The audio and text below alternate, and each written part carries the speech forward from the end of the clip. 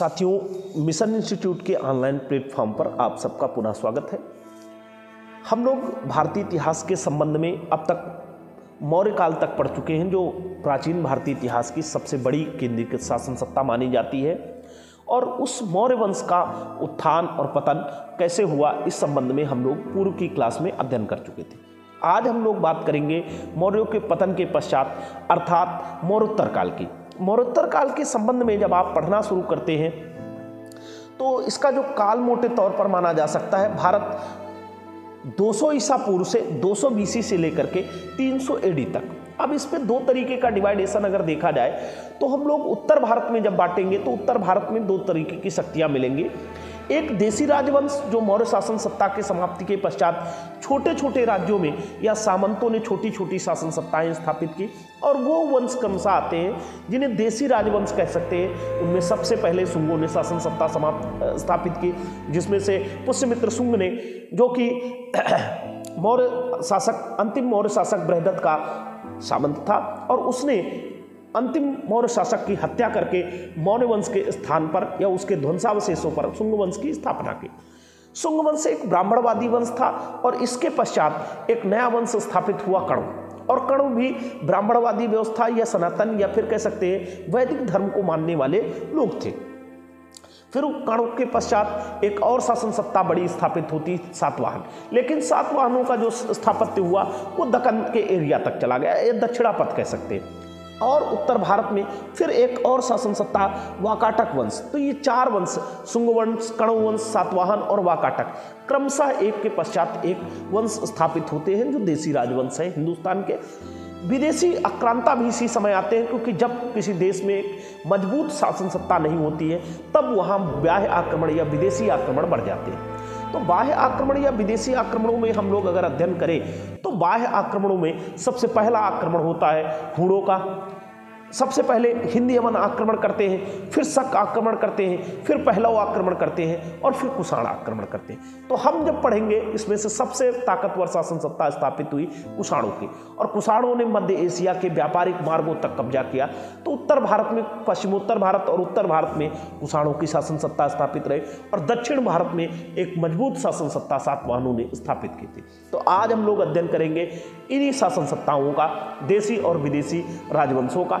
इसी के साथ साथ हम देखेंगे दक्षिण भारत में चोल, चेर, पांड्य और तीनों वंशों के मध्य एक स्थापित शासन सत्ता को संगम वंश के नाम से जाना जाता है। तो हम लोग बात करेंगे उत्तर भारत में इन शासन सत्ताओं की, और दक्षिण भारत में या बिल्कुल दक्षिण में संगम वंश के विषय में। तो चलिए अध्ययन करते हैं। मौर्य काल को उसके महान साम्राज्य के कारण स्मरण किया जाता है। मौर्य काल के बाद 200 ईसा पूर्व से 300 ईस्वी तक के युग में समूचे भारतीय उपमहाद्वीप में अनेक राज्यों का उदय। उनमें से कुछ राज्य छोटे थे, परंतु कुछ राज्य काफी बड़े थे, जैसे कुषाणों का राज्य जो मध्य एशिया तक फैला हुआ था। लेकिन इन राज्यों से भी अधिक जिस चीज ने इस काल में पूरे उपमहाद्वीप को एकता में बांधा था वह थी वाणिज्य और व्यापार का फैलाव। मौर्योत्तर काल में वाणिज्य और व्यापार बहुत तेजी से विस्तृत हुआ। इस काल में अनेक क्षेत्रों में भौतिक समृद्धि रही। प्राचीन काल में हिंद पर्वतमाला और नर्मदा नदी के दक्षिण का भाग, दक्षिण का प्रदेश दक्षिणापथ के नाम से जाना जाता। दक्षिणापथ विंध्य पर्वतमाला और नर्मदा के दक्षिण का प्रदेश दक्षिणापथ के नाम से जाना जाता है।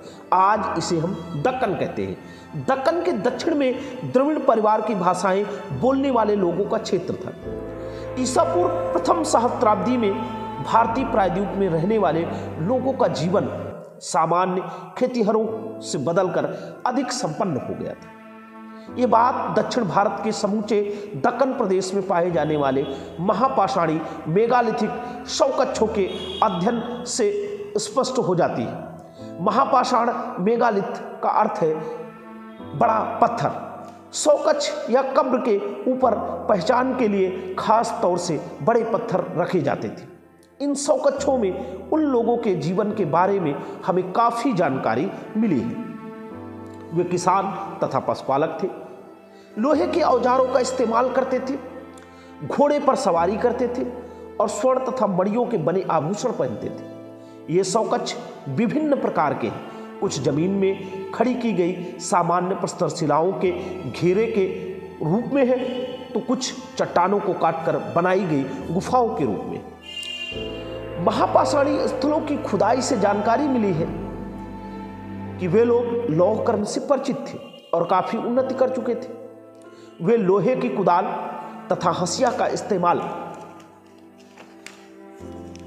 करते थे और शायद चावल तथा बाजरे की खेती करते थे। मिट्टी के काले लाल बर्तन पर्याप्त संख्या में मिले। इन्हें उसी प्रकार से बनाया जाता होगा जिस प्रकार उत्तर भारत में। शव कच्छों को देखने से पता चलता है कि उन लोगों की मृत्यु के बाद के जीवन के बारे में बड़ी विचित्र धारणाएं रही होंगी। मृतक का अंतिम संस्कार शायद वे काफी विस्तार पूर्वक करते होंगे। इन शव कच्छों पर बड़े पत्थरों के खास निशान शायद इसलिए लगाए गए कि ये सरदारों और उनके परिवारों के सदस्यों की समाधि स्थल है। घोड़े की हड्डियों के और घोड़े के साजो सामान से प्राप्त अवशेषों से पता चलता है कि वे इस पशु से भली भांति परिचित थे। निसंदेह घोड़े के कारण ही वे प्रायद्वीप की लंबी दूरी की यात्राएं कर पाए। इन यात्राओं से विविध वस्तुओं का विनिमय संभव हुआ, जैसे सोने तथा कीमती पत्थरों की मणि और संभवतः लोहे की वस्तुएं भी। जब मौर्यों ने प्रायद्वीप के कुछ भागों को जीत लिया था, उस समय वहां एक विशिष्ट संस्कृति पहले से मौजूद थी।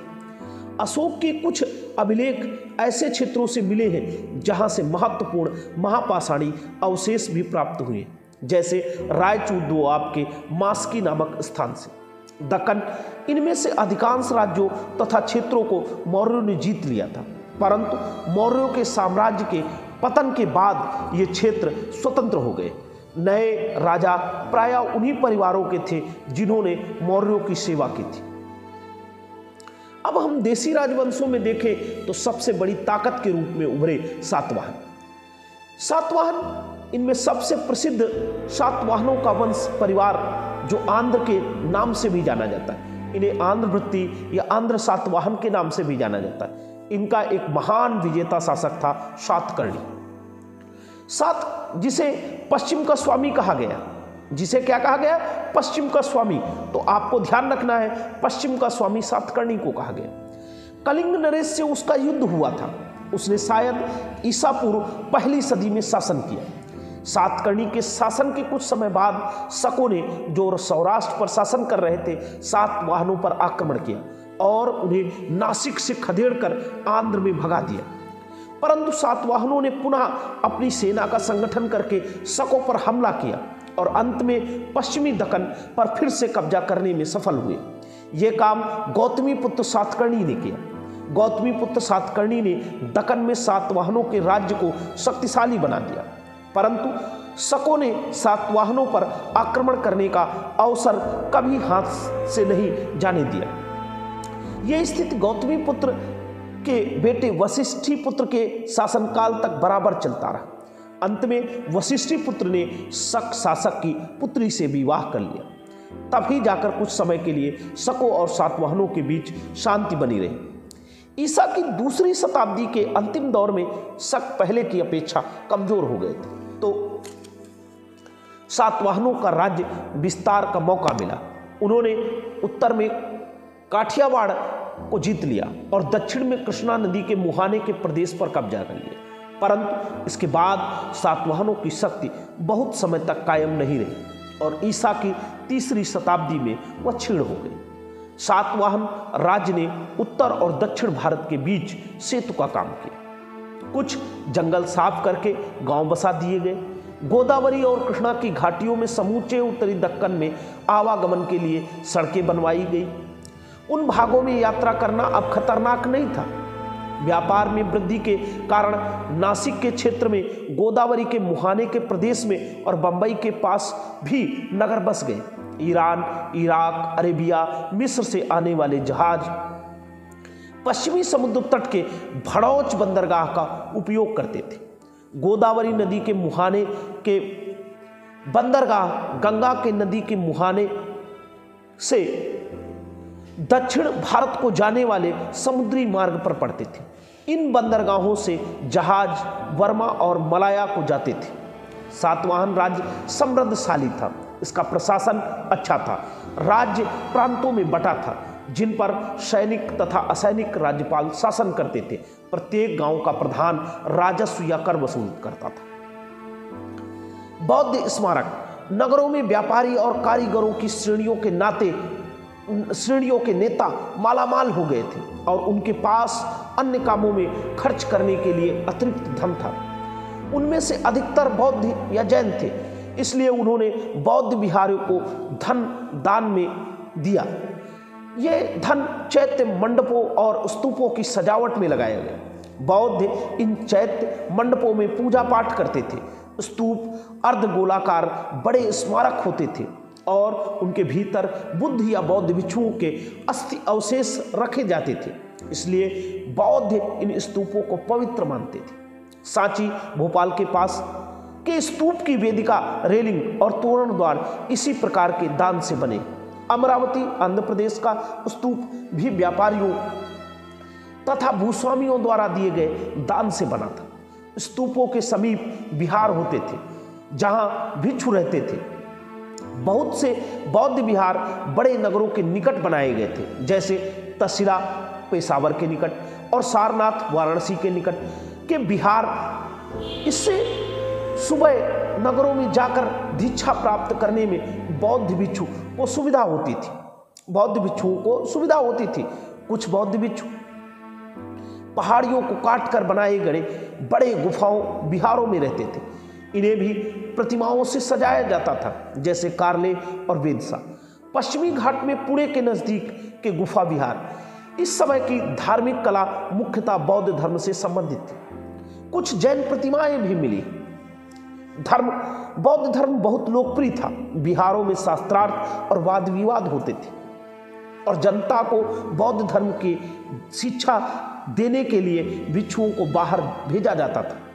अश्वघोष और नागार्जुन के ग्रंथों ने बौद्ध धर्म के प्रसार में बड़ा योगदान दिया।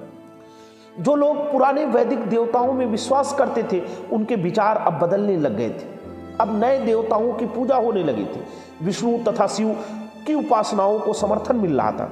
यज्ञ कम होने लगे थे और इसके बदले लोग सोचने लगे थे कि उनके अनेक अनुष्ठानों और विधि संस्कारों के बिना भी अपने ईश्वर को की शांतिपूर्वक आराधना की जा सकती है।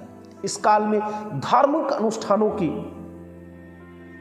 अपेक्षा अपने ईश्वर की भक्ति को अधिक महत्व दिया जाने लगा। इसी काल में गीता के उपदेश को भी महत्व प्राप्त हुआ। अगर हम दक्षिण भारत की बात करें, चोल, चेर, पांड्य और संगम की, तो चलते हैं इसी समय दक्षिण भारत की क्या स्थिति है। दक्कन के पठार के दक्षिण में और सातवाहन राज्य के दक्षिण में 3 राज्यों का उदय हुआ था। चोल, जिसका केंद्र मद्रास के दक्षिण में तंजौर क्षेत्र था। पांड्य, जिसका केंद्र मदुरै था। और केरल या चेर मालाबार का तटीय क्षेत्र था, जो आज केरल का भाग है। दक्षिण पूर्व का क्षेत्र तमिलों की भूमि कहलाया, क्योंकि वहां की बोली तमिल थी। दक्षिण भारत के इन राज्यों चोल, चेर, पांड्य का हमारा ज्ञान संगम साहित्य के स्रोतों पर आधारित है। संगम साहित्य उल्लेख मिलते हैं कि कई सदियों पहले 3 कवि परिषदों का आयोजित किया गया। 3 कवि परिषदों का आयोजन किया गया, अर्थात 3 बड़े बड़े कवियों के सम्मेलन बुलाए गए। तीसरी कवि परिषद मदुरै में हुई थी। दक्षिण की उन परिषदों में कवि भाट, चारण एकत्र हुए और उन्होंने कविताएं रची। बाद की परिषदों में 2000 कविताओं का संग्रह करके उन्हें 8 पुस्तकों में प्रस्तुत किया गया। ये कविताएं आज भी उपलब्ध है और यही संगम साहित्य कहलाती। ये कविताएं तमिल भाषा में कविजन जगह जगह घूमते थे और कबीलों के सरदारों के अनुरोध पर कविताएं रचते थे। इन कविताओं में दक्षिण भारत के कबीलों के सरदारों का और आम जनता के जीवन का वर्णन है। इनमें से कुछ वर्णन महापाषाणी संस्कृत के भौतिक अवशेषों से मेल खाता है। चोल, पांड्य और चेर अक्सर एक दूसरे से लड़ते रहते थे। संगम साहित्य की अनेक कविताओं में इन युद्धों के बारे में जानकारी मिलती है। चोलों की इन स्थल युद्धों से संतोष नहीं हुआ तो उन्होंने एक जहाजी बेड़ा तैयार किया, अर्थात नौसेना तैयार की और उससे श्रीलंका पर आक्रमण किया। कुछ साल तक उत्तरी श्रीलंका पर उनका कब्जा रहा, परंतु बाद में श्रीलंका के राजा ने उन्हें भगा दिया। भारत के अपने विवरण में मेगस्थनी जानकारी देता है कि पांड्य राज्य की स्थापना एक स्त्री शासक ने की थी और उसके पास एक बड़ी सेना थी। केरल के राजाओं में नेडुचेरलादेन को एक महान वीर समझा जाता था। कहा जाता है कि उसने कई राज्य जीते थे और मालाबार तट के पास रोम के जहाजी बेड़े को भी पकड़ लिया था। रोमन जहाज व्यापार की तलाश में मालाबार तट और तमिलनाडु के पूर्वी तट पर पहुंचते थे। उस समय रोम साम्राज्य का भूमध्य सागर के सभी देशों पर अधिकार था और रोम के बाजारों में भारत में बनी विलास की वस्तुओं की बड़ी मांग थी। रोमन लोग भारत से मसाले, कपड़े, कीमती पत्थर और बंदर तथा मोर जैसे पशु पक्षी मंगवाते थे। रोमन जहाज लाल सागर से चलकर अरब सागर पार करके मालाबार तट या पूर्वी समुद्र तट पर मन्नार की खाड़ी तक पहुंचते थे। उन्हें जिन चीज़ों की जरूरत होती उन्हें वे जहाज़ों में भर लेते और सोने में कीमत चुकाकर रोम वापस चले जाते। रोम के सोने ने दक्षिण भारत के राज्यों को बहुत धनवान बना दिया। रोमन लोग दक्षिण भारत के तटवर्ती नगरों में रहते भी थे। यहाँ वे चीज़ें जमा करते और उन्हें जहाज़ों से रोम भेजने का इंतजाम करते। इन नगरों में से एक था अरिकमेडु, पांडिचेरी के नज़दीक, जिसकी पुराविदों ने खुदाई की है। यहाँ रोम में बनी अनेक चीज़ें मिली। इन बंदरगाहों से जहाज दक्षिण पूर्व एशिया के देशों को भी जाते थे और कुछ भारतीय व्यापारी चीन के साथ भी व्यापार करते थे। यद्यपि समुद्री यात्राओं में कठिनाइयाँ थी, फिर भी खतरों का सामना कर सकने वाले लोगों की कमी नहीं थी। अब दक्षिण भारत का माल भारत में भी पहुंचता था। दक्षिण से होने वाले कीमती पत्थरों के निर्यात के कारण दक्षिण राज्य बहुत धनी हो गए थे। जनजीवन की बात करें तो दक्षिण भारत के अधिकांश लोग गांव में रहते थे। पहाड़ी इलाकों में जहां खेती करना कठिन था, लोग पशु पालते थे। ज़्यादातर व्यापारी और शिल्पी नगरों में रहते थे। ऐसे कुछ नगर समुद्र तट पे थे जहां से व्यापार सुगम था। राज्य का शासन चलाने में सलाहकार ब्राह्मण राजा को सहयोग देते थे। सभी प्रमुखों की एक आम सभा होती थी।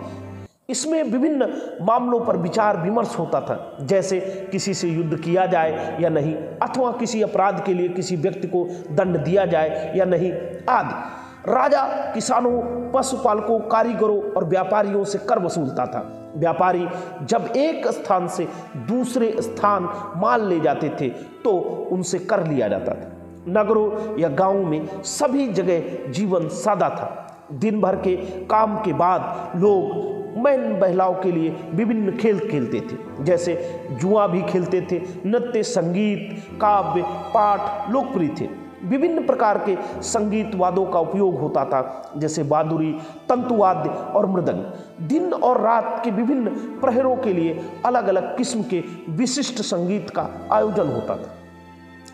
धर्म की बात करें, उत्तर भारत के धार्मिक विचार जैसे वैदिक देवताओं की पूजा, बौद्ध तथा जैन धर्मों के सिद्धांत दक्षिण के लोगों को ज्ञात थे। कुछ लोग इन धर्मों के अनुयायी बन गए, परंतु अधिकांश लोग अब भी अपने पुराने देवी देवताओं की पूजा करते थे और अपने ही धार्मिक अनुष्ठान करते थे। मुरुगन, जो उत्तर में कार्तिकेय या स्कंद के नाम से प्रसिद्ध है, तमिल लोगों का सबसे प्रसिद्ध देवता था। मुरुगन तमिल लोगों का इसका तारतम्य पूछा जाता है। मुरुगन उत्तर में कार्तिकेय, स्कंद, ये शिव के पुत्र का नाम है। कार्तिकेय स्कंद कुमार के नाम से प्रसिद्ध है। तमिल लोगों का सबसे प्रमुख देवता था। उसे पर्वतवासी देवता समझा जाता था और युद्ध और शौर्य का देवता था। उसे पूजा पाठ के साथ बलि दी जाती थी। वीर गति को प्राप्त हुए योद्धाओं के लिए लोगों के मन में अपार श्रद्धा थी और उनकी भी पूजा होती थी। समुद्र तटवासी लोग समुद्र देवता की आराधना करते थे। ईसा की 6वीं सदी में पल्लव राज्य की स्थापना होने तक तमिल लोग कई सदियों तक इसी तरह का जीवन व्यतीत करते थे। ईसाई धर्म आख्यान यह है कि ईसा की पहली सदी में पश्चिम एशिया में एक नए धर्म का उदय हुआ और वह भारत में पहुंचा। यह था ईसाई धर्म, जिसकी स्थापना ईसा मसीह ने की थी। यह पहले के यहूदी धर्म पर आधारित था। यहूदी धर्म में एक ईश्वर की पूजा को महत्व दिया गया था। ईसा को ईश्वर का केवल मसीह, संदेहवाहक, ईसा मसीह का मतलब होता संदेहवाहक ही नहीं अपितु ईश्वर पुत्र समझा गया। ईसा ने उस प्रेम पर जोर दिया जो ईश्वर के दिल में अपने बनाए हुए मनुष्यों के लिए। मनुष्यों को चाहिए कि वे सदाचारी जीवन व्यतीत करें। मृत्यु के बाद उनकी आत्माएं स्वर्ग में जाएंगी और वहां पुनः उनका ईश्वर से मिलन होगा। ईसाई धर्म अपने विभिन्न रूपों में समूचे यूरोप में फैल गया और वहां ये प्रमुख धर्म बन गया। भारत में ईसाई धर्म सबसे पहले मालाबार तट के लोगों और आधुनिक मद्रास के नज़दीक के क्षेत्र में फैला। अभिलेखों से स्पष्ट जानकारी मिलती है कि ईसा की 7वीं सदी में केरल में ईसाई भारतीय परिवार रह रहे थे। आरंभिक ईसाई लेखकों ने ईसा के जन्म के समय से वर्षों की या संवत की गिनती करने की एक नई प्रथा चलाई। इस प्रकार जो घटनाएं ईसा के जन्म के पहले हुई उन्हें ईसा पूर्व या बीसी बिफोर क्राइस्ट की तारीख से व्यक्त किया और जो ईसा के जन्म के बाद घटित हुई उन्हें ईस्वी या एडी के में गिना गया। घटनाओं का समय बताने की यह विधि आज भी लगभग सारे संसार में प्रचलित है। उत्तर भारत में अगर देखें तो 200 ईसा पूर्व से 300 ईसा पूर्व के बीच सुदूर भारत में विदेशियों के अनेक जत्थे आए। वे भारत में बस गए और उन्होंने अपनी विशिष्ट जीवन पद्धति के जरिए भारतीय संस्कृति को समृद्ध बनाए। ये लोग थे बैक्ट्रियाई यूनानी, इन्हें हिंद यवन भी कहते हैं, पार्थिव, शक और कुषाण। यूनानियों के अलावा बाकी सब मध्य एशिया से आए थे। ये उन अनेक अवसरों में से एक था जब मध्य एशिया से आए लोगों ने न केवल भारतीय संस्कृति को प्रभावित किया बल्कि वे भारतीय जन समुदाय के अभिन्न अंग बन गए। हिंदवंश सिकंदर के यूनानी सेनापतियों ने ईरान और अफगानिस्तान में अपना अपना शासन स्थापित किया। इन राजाओं के उत्तराधिकारियों ने अब अपनी नजर उत्तरी भारत की ओर फेरी। उत्तरी भारत धनी था और ईरान तथा पश्चिम एशिया के साथ उसका भारी व्यापार चलता था। मौर्य साम्राज्य के विघटन के बाद यूनानी राजाओं के लिए पंजाब में कुछ भागों और काबुल की घाटी को जीत लेना कठिन नहीं था। यह प्रदेश गांधार प्रांत के नाम से जाना जाता था। यूनानियों ने, जिन्हें हिंदयवन के नाम से भी जाना जाता है, इस गांधार प्रांत पर शासन किया। उन्होंने अनेक प्रकार के सिक्के चलाए। इन सिक्कों से इस युग का इतिहास रचना संभव हुआ। इन शासकों में से कुछ बौद्ध बने, जैसे राजा मिलिंद, जिसे मिनांडर कहा गया। दूसरे शासक विष्णु के उपासक बने, इसलिए उनकी संस्कृति वस्तुतः भारतीय और यूनानी संस्कृतियों के मिश्रण की थी। शक लोग पश्चिम भारत में आए और उन्होंने सिंध और सौराष्ट्र को रौंद डाला। अंत में काठियावाड़ और मालवा में बस गए। सातवाहनों से उनके अक्सर युद्ध होते थे। उनके सबसे प्रसिद्ध राजा रुद्रदामन ने सातवाहन शक्ति को नर्मदा के उत्तर में फैलने नहीं दिया। चाहने पर भी स्वयं शक भी उत्तर की ओर आगे नहीं बढ़ पाए, क्योंकि कुषाणों ने उन्हें रोक रखा था। कुषाण, जिनका मूल निवास स्थान चीनी तुर्किस्तान में था, ईसा की पहली शताब्दी में अफगानिस्तान में पहुंचे और हिंद यवनों, पार्थियनों और शकों को खदेड़कर खुद तसिला और पेशावर में जम गए। बाद में उन्होंने समूचे पंजाब के मैदान पर अधिकार कर लिया और धीरे धीरे गंगा के मैदान के पश्चिमी भाग पर कब्जा जमा लिया। मथुरा उनके राज्य के दक्षिणी भाग की राजधानी था। राज्य को प्रांतों में विभक्त किया गया और छत्रप या गवर्नर शासन संभालते थे। कुषाण राजा कनिष्क ने उत्तर भारत में अपने राज्य को सुदृढ़ बनाने के लिए बड़े प्रयत्न किए। वह अपनी सेनाएं उत्तर में मध्य एशिया तक ले गया और उसे एक पराक्रमी राजा समझा जाता था। मध्य एशिया में हूण साम्राज्य की चीनी सेनाओं के साथ कुषाणों की मुठभेड़ हुई। मथुरा के संग्रहालयों में कनिष्क की एक आदमकद खंडित मूर्ति है। इसमें वह गठीले बदन का व्यक्ति नजर आता है। वह बौद्ध धर्म का समर्थक था। उसने बौद्ध विहारों के निर्माण के लिए धन दिया। उस समय प्रचलित धार्मिक वाद विवादों में उसकी दिलचस्पी थी। उसी के शासनकाल में चौथी बौद्ध महासंगीत महासभा का आयोजन कुंडलवन कश्मीर में किया गया। पहले की भांति इस बार भी बुद्ध की शिक्षाओं के बारे में अनेक निर्णय लिए गए। विचारों का आदान प्रदान। इस सब का परिणाम यह हुआ कि भारतीय जीवन के विभिन्न पक्षों में धर्म, कला तथा विज्ञान से संबंधित कई विचारों का प्रवेश हुआ और कई परिवर्तन हुए। भारत, ईरान तथा पश्चिम एशिया के अधिक निकट संपर्क में आया।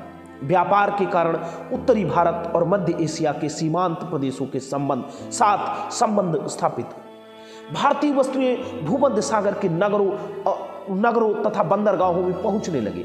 भारत और सिकंदरिया मिस्र में नील नदी के मुहाने पर स्थित के बीच लंबी दूरी होने के बावजूद सिकंदरिया के बंदरगाह के साथ भारत के व्यापार में वृद्धि हुई। इस व्यापार के कारण तक्षशिला, मथुरा, उज्जैनी जैसे नगरों का महत्व बढ़ गया। कला। पश्चिम एशिया के साथ संपर्क बढ़ने के कारण उत्तर भारत के नगरों में यूनानी मूर्तिकला को प्रवेश मिला। इसमें यूनान तथा रोमन देवताओं की और भूमध्य सागर के लोगों की मूर्तियां थीं। गांधार प्रदेश के भारतीय कलाकारों की मूर्तिकला की इस नई शैली में दिलचस्पी बढ़ी और इससे वे प्रभावित हुए। उनकी बनाई हुई बुद्ध की मूर्तियां और बुद्ध के जीवन से संबंधित दृश्य पटल यूनानी शैली से मेल खाते हैं। यह शैली गांधार कला के नाम से जानी जाती है। यह कला शैली न केवल आधुनिक पंजाब और कश्मीर जैसे क्षेत्रों में लोकप्रिय थी, बल्कि आधुनिक अफगानिस्तान में भी, क्योंकि गांधार शैली की कला के अनेक अवशेष वहां मिले। मथुरा में दूसरे मूर्तिकार थे जिन्होंने अपनी एक अलग कला शैली का विकास किया, परंतु उन्होंने यूनानियों की नकल नहीं की। हालांकि उन्होंने भी बुद्ध की मूर्तियां बनाई। इसे मथुरा शैली की कला कहते हैं। धर्म की बात देखें, ये मूर्तियां केवल बुद्ध की ही नहीं बल्कि उन अनेक बोधिसत्वों की भी थी जिनका बौद्ध लोग सत्कार करते थे। बोधिसत्व उन त्यागी पुरुषों को कहा जाता है जो इस धरती पर बुद्ध के पहले पैदा हुए थे। जातक ग्रंथों में, जातक कथाओं में बोधिसत्वों के बारे में अनेक कथाएं। इस समय तक बौद्ध धर्म में काफी परिवर्तन हो गया था। अब ये वह सरल धर्म नहीं रहा जिसका बुद्ध ने उपदेश दिया था। अब ये दो संप्रदायों में बंट गया था, महायान और हीनयान। महायान संप्रदाय में अनेक प्रकार के अनुष्ठानों का प्रचलन था और बोधिसत्वों की पूजा की जाती थी। महायानी बौद्ध भिक्षु शक्तिशाली बन गए, परंतु भारत में अब भी ऐसे लोग थे जो इस तरह के बौद्ध धर्म को नहीं मानते थे। वो हीनयानी बौद्ध कहलाए। हीनयानी बौद्धों ने धर्मदूतों का मंडल चीन भेजा। ये धर्म प्रचारक भारतीय व्यापारियों के साथ यात्रा करके चीन पहुंचे। इस तरह जल्दी ही मध्य एशिया और चीन में बौद्ध धर्म फैलता गया। पश्चिम एशिया के साथ भारत के संपर्क का एक और परिणाम निकला। भारतीय ज्योतिषियों ने यूनानी ज्योतिषियों का तुलनात्मक अध्ययन किया। फलस्वरूप भारतीय ज्योतिष ने प्रगति की। इससे ज्योतिष के वैज्ञानिक अध्ययन को बढ़ावा मिला। यद्यपि भारत में भविष्य कथन के लिए इसका दुरुपयोग किया गया। चिकित्सा संबंधी ज्ञान में भी वृद्धि हुई, जैसा कि चरक संहिता और सुश्रुत संहिता ग्रंथों से पता चलता है। शल्य चिकित्सा के क्षेत्र में भी काफी प्रगति हुई। ज्योतिष, चिकित्सा और गणित के क्षेत्र की भारतीय विद्वानों की उपलब्धियों का बड़ा सम्मान मिला। तो हम लोगों ने अब तक अध्ययन किया है 200 ईसा पूर्व या 200 BC से 300 AD के मध्य कि किस तरीके से उत्तर भारत, दक्षिण भारत और दक्षिणापथ के क्षेत्रों में विभिन्न प्रकार की शक्तियों का चरमोत्कर्ष या उद्भव हुआ। तो आज की क्लास यहीं तक। आगे हम लोग अध्ययन करेंगे अगली क्लास में गुप्त काल का, क्योंकि गुप्त कुषाणों के सामंत थे। तो अगले दिन पढ़ेंगे गुप्त। धन्यवाद।